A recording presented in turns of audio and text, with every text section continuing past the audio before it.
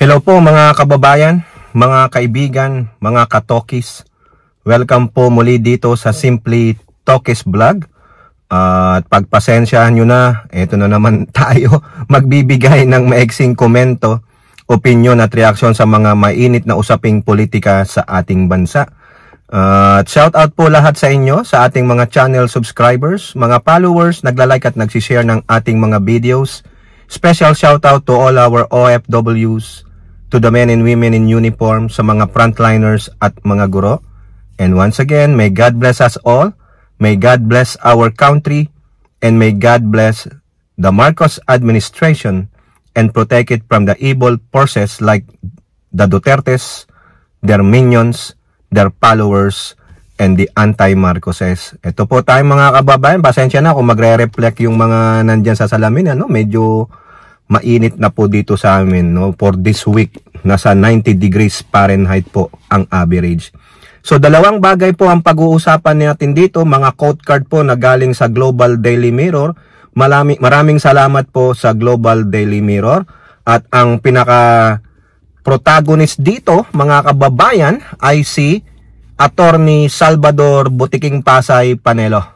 Kasi unang-una, meron po siyang hamon sa inyong atin ng bayan na mukhang patatalsikin niya po sa pwesto ang kanyang kapatid at iluluklok niya ang kaniyang best friend. So dito po kay Imee Marcos, tulad po na nandyan sa ating thumbnail, ayan po, PBBM, patatalsikin ng kanyang kadugo. Ayan.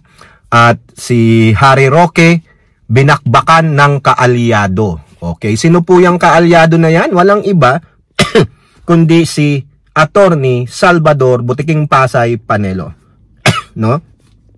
Mukhang tumama naman dito yung pagbanat, pagbira ni Panelo kay Puganting Harry Roque.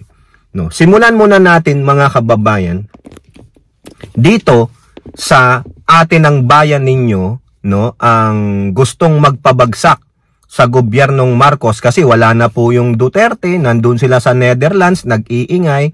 So ang nagiging attack dog, ang nagiging main attack dog ngayon sa pamalaang Marcos ay walang iba kundi ang kanyang kadugo. Pero si Imee Marcos, sinasabi niya, for the sake of our sovereignty and for the sake of the rights of the Filipino people, I have to do this. Hindi po ako naniniwala. Yung sinisigaw niyang soberenya nung una niyang sinabi, yung sinisigaw niyang human rights ng mga Pilipino, yan lang po ay angkop sa tatay digong niya. Pero pagdating sa totality ng soberenya at rights ng mga Pilipino at ng bansa, wala po sila dyan. Tamilmil po sila. Kasi para lang po sa pamilya Duterte, napiling nila sila lang po ang magaling na mamahala sa ating bansa, na lahat ng batas ay gagamitin para lang sa kanilang personal interest. Pero sa interest, hustisya sa mga biktima ng karahasan ni Digong nang siya ay presidente at mayor ng Davao, wala po yun. The law only applies to us kung ano po yung mabibenefit namin. Ayun po ang mga sa Duterte at mga minions nila. Pero sa mahihirap, bahala kayo, mamatay kayo sa hirap. Yan po ang sabi ni Digong. Tapos itong si Imee ay nagpapagamit sa Duterte at sa mga minions nito. Ito nga po sa quote card ng Global Daily Mirror. Once again, maraming salamat po sa Global Daily Mirror. May paghahamon po ang Attorney Butiking Pasay Panelo sa atin ng bayan ninyo. Sabi niya, kung talagang mali ang ginawa ng gobyernong ito at ang puno ng gobyerno ay iyong kapatid, maghain ka ng impeachment laban sa kapatid mo sapagkat yan ay culpable violation of the Constitution. Ayun po yan. Yan ang hamon ng isang garapata kay Digong, kay Imee Marcos. Maghain ka. Dito, this is a sinister statement, mga kababayan. Bakit? Instead na si Panelo ang mag-file ng impeachment laban sa Pangulong Marcos na kung saan sinabi niya yan. Tahasan niyang sinabi sa publiko na pag ang pamalaang Marcos ay nakipag-ugnayan sa ICC, papailan namin siya. Betrayal of public trust, culpable violation of the Constitution. No, kasi sa Article 3 Bill of Rights nandoon na yan. You violated the Bill of Rights of a Filipino citizen. Pero ngayon, nakita niya, nag-hearing si Imee Marcos at si Imee Marcos ay nagmoto proprio at nagmoto proprio rin sa kanyang mga findings. Saka na yung findings niya, mga kababayan. Nakita po ng pagkakataon, nakakita ng paglusot si Panelo. Instead na si Panelo ang mag-file ng impeachment case, ngayon, it is a sinister statement coming from him na Marcos versus Marcos. Bayaan natin sila. Pagtawanan natin sila na ang mga Marcos din ang sisira sa pangalang Marcos. Ang Marcos din ang magpapabagsak sa kanilang mga pangalan. Hindi na tulad ng sinasabi natin noong 1986 o 1972. Ganun po, mga kababayan. So dito ang lumalabas dito, hindi nakikita ni Imee Marcos na pinaglalaruan siya ng mga minions ni Duterte na to go against her own blood, to go against her own brother. Si Imee Marcos manhid, tulad din ni Sara Pusit. Walang pakiramdam. Akala ko ba matatalino ang mga ito, pero yata si Imee lang yata ang bobo sa mga Marcoses. Kasi hindi niya nakikita na yung mismong kaalyado niya sa Duterte ay sinusuka siya. Actually, sinuka na siya. Pinagsabihan pa nga siya ni Panelo na ikwento mo sa lelang mo yung ginagawa mong hearing. Sinabihan din siya ni Bongo na too late to do the hearing. Wala na yung tao. Ngayon, ang ginagawa ni Imee, pampalubag loob sa mga Duterte para po manumbalik sa kanya at iboto siya. Wala na, Imee.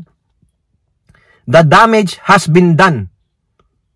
Yung ginagawa mo ngayon, lalo lang nagpabagsak sa'yo sa mga Marcos loyalists and supporter. Sa bagay, hindi niya naman na kailangan siguro ng boto at maibalik sa Senado kasi ang mas mahalaga daw po ang soberenya at karapatang pantao ng mga Pilipino. So therefore, wag niyo po siyang iboto. Hindi niya kailangan ng Senado. Kailangan niya lang mapabagsak ang kapatid niya. At maiupo si Sara Duterte at baka bigyan siya ng pwesto sa administrasyon ni Sara Duterte. Kung mangyari man yun, magtagumpay sila sa impeachment sa pagpapabagsak sa sarili niyang kapatid. Biruin mo, sarili mong kapatid, gagaguhin mo. Ibig sabihin, you don't trust the administration or the leadership of your brother. Baka naniniwala ka rin sa sinasabi ni Pusit na mag-resign ka dahil hindi matino ang iyong pag-iisip. Ganun ba, Imee Marcos? O, spill mo na kasi ang katotohanan. Diba? Para sa karapatan ng mga taong Pilipino, para po sa kaalaman ng mamamayang Pilipino. Sabi mo totoo kung hindi matino ang pag-iisip ng Pangulo para ma-invoke na yung hindi yung pwedeng matanggal siya sa pwesto. 'Di ba? O ngayon, hinahamon ka. Ikaw na ang mag-file ng impeachment. Kasi hindi kayang gawin ni Panelo. Yung sinasabi ni Panelo na dati na magpapile sila ng impeachment because of betrayal of public trust, ba't hindi niyang gawin? Ba't hindi niya naunahan si Imee? Kasi bakit? Ang gusto nila, paglaruan nila ang Marcoses in the palm of their hand, bayaan mo sila ang magsiraan at the end, sila ang magkakagatan. Sila ang magsisiraan. Ayan na po. Si Imee Marcos, atake ng atake sa gobyernong Marcos na kanyang kapatid. No? Biruin nyo, no? Hindi mo mawari. Kamag-anak mo ang babanat sa'yo. Diba? Instead na mismo mong dugo ang tulungan ka, kampihan ka, hindi po. Wala po. Hindi tulad ng mga Duterte. Walang sinisino-sino, basta magkaka-Duterte. Pagtatanggol nila. Pero si Imee, sobra po siyang matuwid. Oo, siya po ang saint among the sinners. Diba? Baka papogi points para makaakyat ng langit. Oo. Kaya ngayon, Ito, pinag-aaway sila ng mga Duterte camp. Ayan po ang higante ng mga Duterte. Ikaw na, Amy, kung talagang matapang ka. Dinider po siya eh. Kung gagawin niya yan, probably, may mga ilang boboto sa kanya na Duterte. Pero hindi po ako maniwala na manunumbalik ang mga Duterte minions sa kanya dahil sinukan na siya. Oh. Ngayon, kung babagsak ang administrasyong Marcos, kagagawan din ni Amy. Kasi sinisave niya daw ang legasiya ng kanyang ama. Pero hindi niya kayang isave ang legasiya ng kanyang kapatid. Di ba? Oh.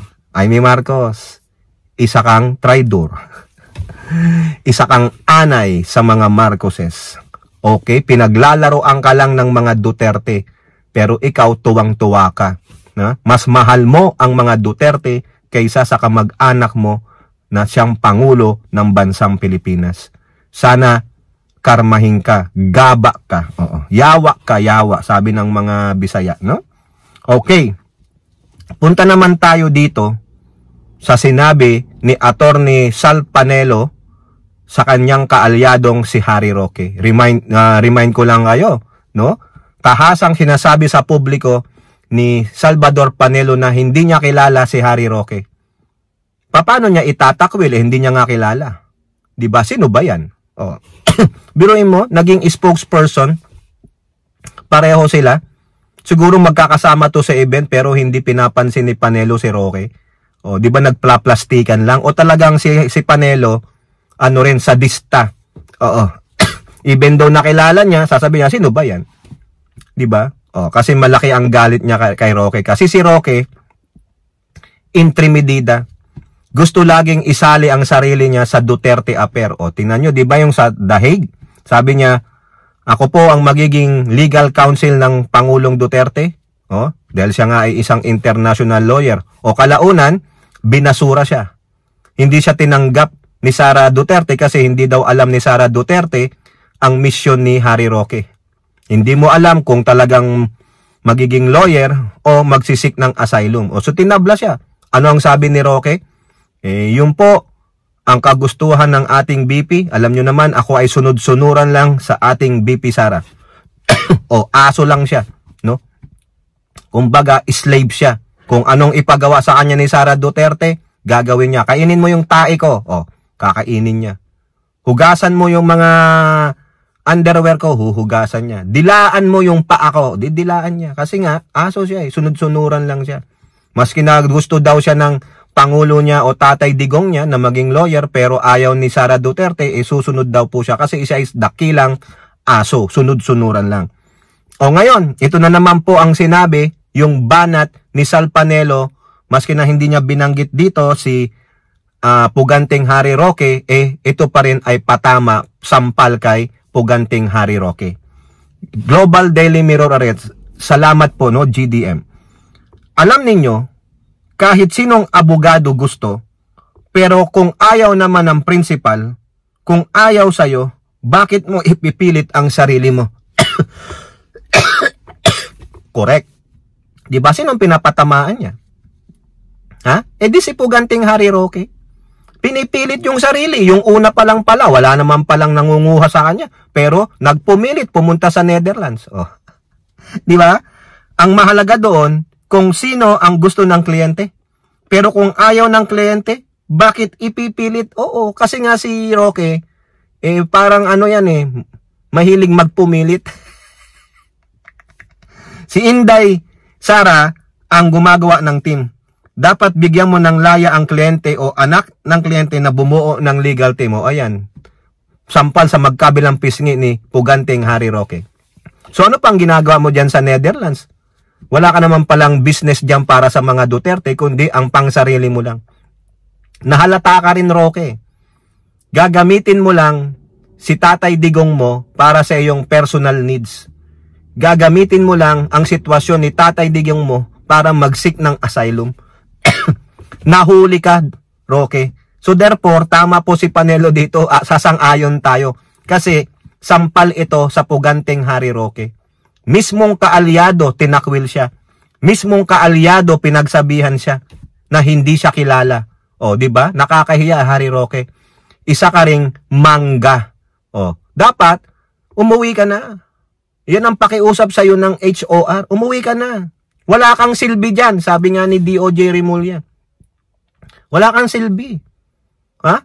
Nagmamagaling ka, nagmamarunong ka, isinasaksak mo ang sarili mo diyan, pero hindi ka naman pala kailangan.